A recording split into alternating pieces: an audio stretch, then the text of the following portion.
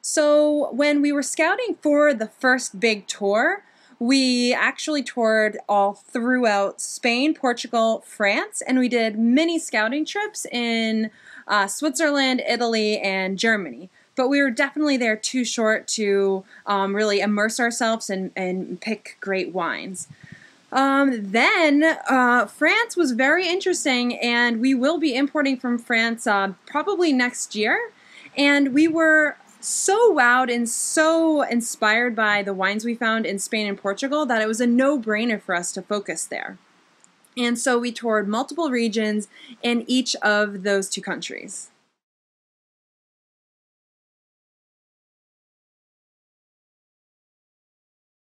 So let's start by talking just about Portugal. We toured 4 regions there: the Douro Valley, the Douro, the Minho, and the Alentejo.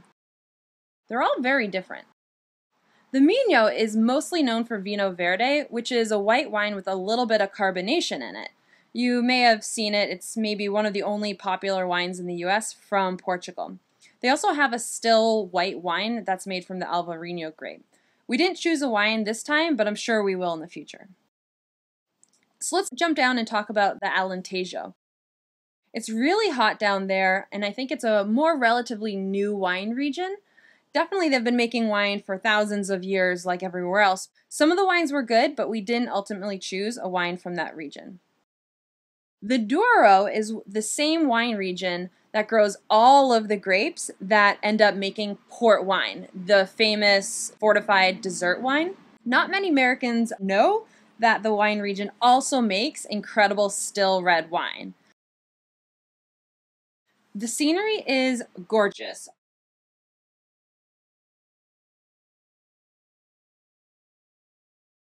All of the vineyards lie on steep terrace slopes along the Douro Valley.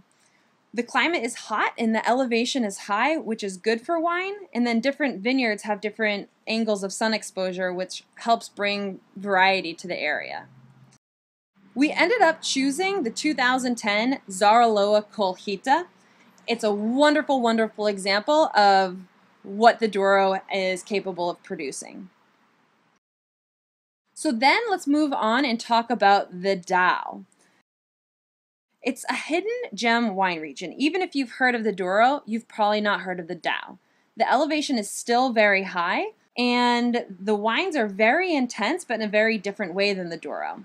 The earth is different. There's tons of granite and quartz, and that minerality definitely transfers to the wines in a really beautiful way. We chose to buy wines from João at Quinta da Boa Vista.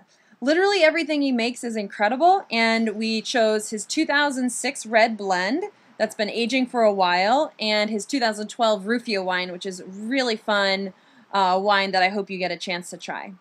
We also chose 2 other secret wines from him, but I'll tell you about that more in future posts. Even a top sommelier visited João after and wants to put the wines in some of his top restaurants. So let's talk about Spain now. We visited 3 wine regions in Spain. We definitely have a lot more exploring to do, so I don't consider it a thorough tour of all of Spain, but we did a pretty good job within those regions. First, we went to the Rias Baixas, which is in the northern western coast right above Portugal. You can imagine that the wines are very similar in style, but our visit was too short there and we didn't find anything that we felt like we absolutely had to import this round. It's incredibly lush and green, and because it has a lot of fog on the coast, so it's very beautiful if you get the chance to go there. We then went to the Ribera del Duero. It's a wine region in Spain that sits on the same river that actually runs through the Douro in Portugal. It's just about 4 or 5 hours driving east. The wines were excellent, and we anticipate bringing in a few in a future shipment. Now, the Rioja is where we really found some incredible stuff.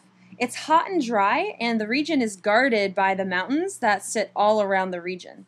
Tempranillo is the prize grape, and it makes excellent wines here. But it's also really popular, so you've got to really hunt to find the really special ones. There's a lot of big co-ops and mass-produced wine, but of course we had to find the little guys that are making small batches in really a traditional way. So we ended up choosing a young red wine and a lightly oaked white wine from Luis at Pago de Loera, and 2 crazy big reds, a Tempranillo and a Garnacha, from vines that are 90 to 107 years old from Francisco at Shritiam. So we couldn't be more happy with our choices. It's an excellent, excellent variety of the best of the region. Well, that's it. That's where we went. So we toured many wine regions to find and tasted, like I've said in last post, hundreds of wines to get to those 7, and we feel good about it. So I hope you have a chance to try some of those wines and see what it's like.